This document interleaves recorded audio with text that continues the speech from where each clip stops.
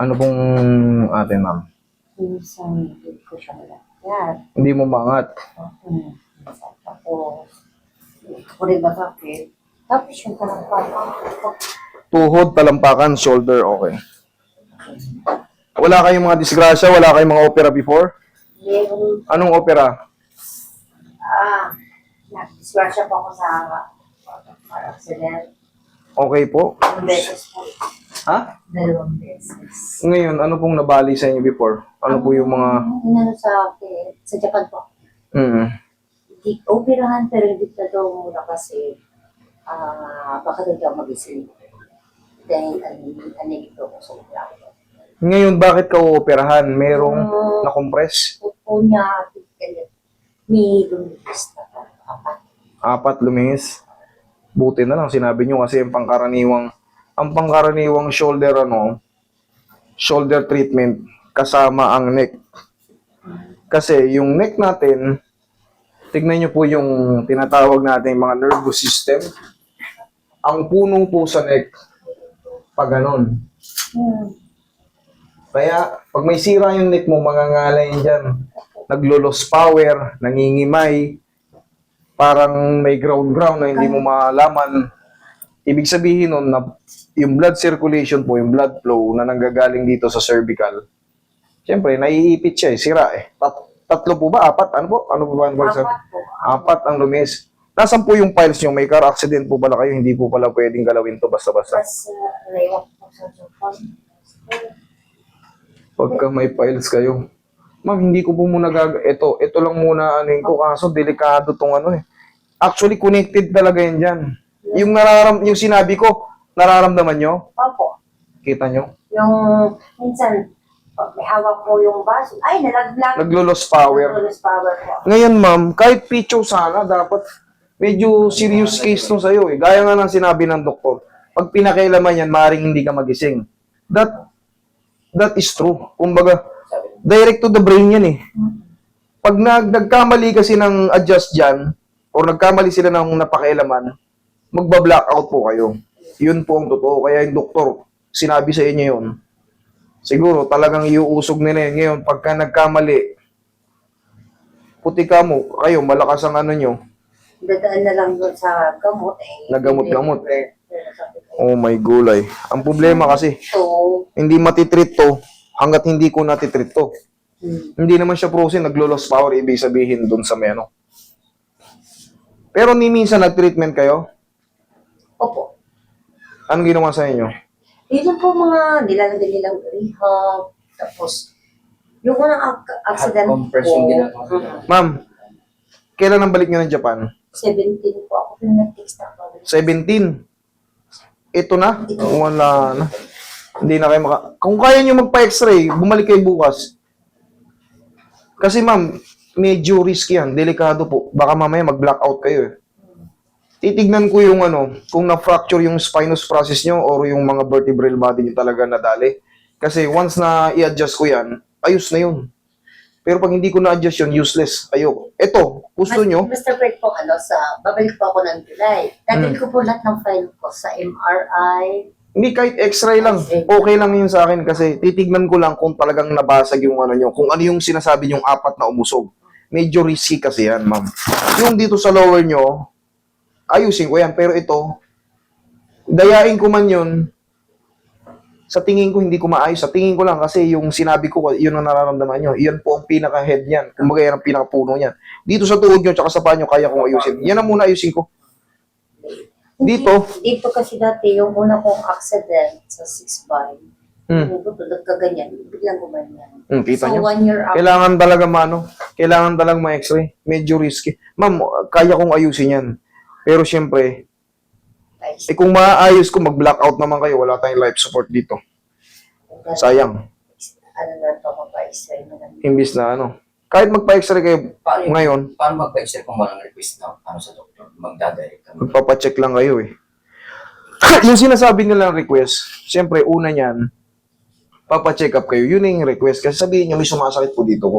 Bibigyan na kayo ng request niyan. Magkano lang naman ang pa-check up? 300, 400. Higa kayo. Dito na muna ayusin natin. ma'am, medyo delikado ka pala eh. Sabi ko sa'yo, yung kahit lang sa pares mo sa Nung Mm. last ko po, Hindi ko kasi yan ginagalaw nang wala akong ano. Araw-araw ako. Sige, higa kayo. Talaga, tapos inaano ko sa was kanya. master. Di ba sinasabi ko yan? Oo, sabi ko sa kanya, Araw-araw hindi po ka ako galawin. nag-coaching Kasi yun, kaya very risk yung nag-stop. Opo, hindi ko itataya yung buhay nyo sa ganyan. Kahit anong tiwala nyo sa akin, kung alam ko namang medyo delikado, sinabi rin sa inyo ng doktor, maaari kayong mag-blackout dyan, maaaring hindi na kayo magising. Ngayon, pag nangyari yan sa inyo, na sa kagagawan ko, na alam ko naman na very risky, eh, susumpain nyo ako. Tsaka buong buhay kong pagsisisihan yun. Pag nadali ko kayo. Ito, hindi yan connected dyan, hanggang lumbar lang yan. Kahit karatihin ko to, hindi kayo mamamatay dito. Dyan, may pag-asa. May chance yan dyan. Malaki. Tatlong tubig. Sa tubig. Tinubig na to. Ano ba to? Na kasama rin sa car accident, tumama? Hindi naman po. Sa pagkatrabaho, nasobrahan na pa. Okay, sige. Eto, madali lang to. Eto, hindi risk ito. Kahit maputol yan, hindi ka mamamatay dyan. Pag doon naputol, buhay ka pa pero gumagano yung leeg mo. Parang patay ka na rin. Gusto mong gumanon, kaso dinadoble pa, ano, may 4 kasi raw na lumihis eh. Titignan ko muna kung ano yung lumihis. Baka maya, pag tinula ko, nadagdagan yung paglihis. Wala, bali, patay. Lalong lupay-pay. Pero yan, maaayos ko yan kasi connected yan doon. Pag inayos ko yun, ayos na yan. Hindi ka frozen eh. Pero kung frozen shoulder yan, dadayain ko yan. Paluluwagin ko yun. Pero yan, hindi ka frozen. Nag-loss power sa cervical yun.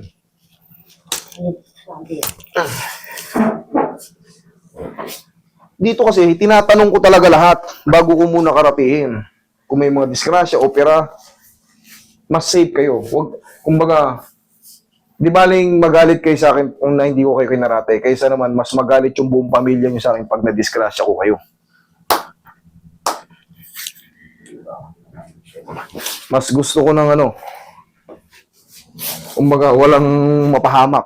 Di baling ano, magtampo kayo. Pero bababalingin ko rin naman kayo eh. Daliin ko lang yung files. Ay, kunin ko lang yung files nyo. Kung makakaano kayo bukas na bukas, bumalik kayo. Isisingit ko pa kayo. Sabihin nyo, Salamat. oo, galing na kayo rito. Eh, yun ang request ko eh. Para safety tayo pare-parehas. Bro, ito yung magic pau natin. For the meantime, Nalaginip ako, no? ha? Nalaginip ata ako eh. Bakit? Eh, akala ko hindi ko makita sa personal eh. Ang O yan, no? Nahawaan ko na kayo. Ayaw. Salamat po sa pagsuporta. Katulad yan, followers ko kayo, talagang avid fan ko kayo, tapos mangyayari na sumablay ako Hindi na dahil po sa ako. kapabayaan ko. Lahat po kami sa Japan. Marami na rin nagpupunta talaga rito, mga taga-Japan. Kaibigan ko, sabi ko pupunta ko kay Master Film talaga. Sabi mo sa amin, no? Kasi yan, ang gagawin ko dyan, bukas pag nakita ko, kung nag-heal naman na siya, karatingin ko na kayo, itatraction ko yan eh. Kasi yung mga na-compress dyan, ang iingatan lang naman natin dyan, yung mausog na, yung nakausog na. Umusog na ng ganon, bumitaw ng ganon, kasi hindi makita sa ano eh, sa literal na tingin lang. Kailangan talaga niyan may x-ray. Para malaman natin kung mayroon bang nabiyak before dahil sa car accident. Siyempre, yung impact ng car accident. Siyempre, naghilom na yan. Naghilom na sa inom ng gamot. Yung in-lever. Well, hindi nung pinakauna, 6'5". Dalawa ang accident mo, di ba? Grade 6 na ako nun. Sa nalagag, yung 6'5" din. 6'5", yung Okay lang yung sa shoulder, hindi ka mamamatay dun. Sa leeg lang medyo delikado, direct to the brain yan. Chiwa! shout out to Toti, dito na po si Master. Oy, Kuya Toti! No, mag-iingat ka dyan. Lagi na nanonood sa iyo araw-araw. Sa isang trabaho. Kampal yun sa amin. Okay, relax lang. Oh, wow. Oh, wow. At ang hirap sa kanya eh. Aalugin lang. Uwi ka ba ako ng 17? Ang bilis lang ng ano nyo, no? Kasi Golden Week doon, may nag-aaral kasi yung anak namin eh. Tagilid kayo, ma'am. Tagilid kayo. Saan ang nasasaktan sa inyo? Diyan, no? Ito, hindi na mo. Hindi. Dun sa shoulder, dadayain ko, hindi ko na lang pipitikin yung leg ni ma'am. Di bali lang, expect ko na nakulang yung treatment. Pero yan, kung sumasakit yung balikat nyo, dayain ko para mawala yung sakit. Kahit pa paano. Oh, Pero yung ngimay-ngimay, ma'am, that's normal na mararamdaman yun, lost power. Basta walang supply dito.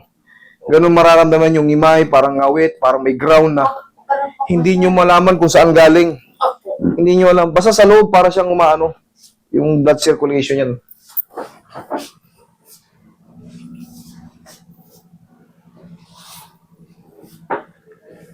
oo. Okay, dapa. Dapa eh. Sa isip ko, kasi trabaho, ayan. Sa isip nyo, puro trabaho. Opo, Ito na yung ano eh, tinatawag na kasipagan. Bugbog sa kasipagan. nakatandaan mo, sir. Relax lang. Aw,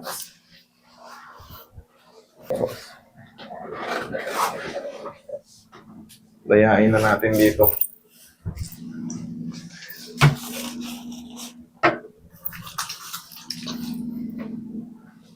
Nasasaktan kasi si mami pag umigay, nakikita. Umaaray eh. opo. Subukan nating dayain. Bagamat kulang ng ano, pero sana makabawas kung gagawin ko. Mga kapawal sa master. Lang po.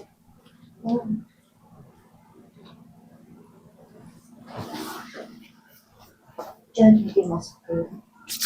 Pero, nilagyan ko naman ng salimpas dyan, master. Sa ulo, meron din kayong biyak, kamo. Ay, Oh. wala po, ano lang. Yung pinag-imaragis, laging masakit ang ulo. Tapos wala namang nakita. Diyan yan, connected nga yan yung sa cervical. Kung merong nagbago dyan sa disc mo, delikado. Ouch! Yun. Tumunog. Sige nga, diinan mo ngayon. Tingnan mo kanina. Subukan mong diinan. Tumagilid sa Tumagilid ka. ganyan para magtutulog. Kanina pag nadidinan, masakit eh. Ngayon. Ha? Hindi na masakit. Thank you, Lord. Okay? Alam kong bitin yan, pero sana, kung nawala yung pain, salamat. O, dito, sa paa, ma'am. Tumunog po to kasi Tuhod. O, tsaka yung talampakan nyo. No. naman. Okay na? Okay na. Yung parang namamanid sa ano. Wala? Magiging na talaga si master. Sobra! Thank you sa pagtitiwala. Picture mo nga kami ni master. Pinanganak ako ng suhi eh.